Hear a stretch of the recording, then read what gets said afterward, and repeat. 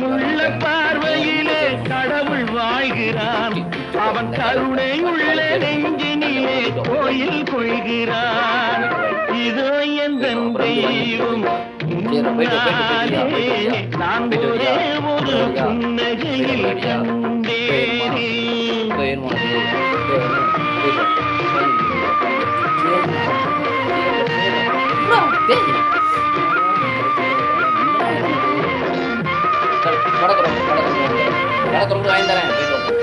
பல நூல் படித்து நீ அறியும் கல்வி, பொது நலம் நினைத்து நீ வழங்கும் செல்வம், பிறர் உயர்வினிலே உனக்கிருக்கும் இன்பம், இவை அனைத்திலுமே இருப்பதுதான் தெய்வம்.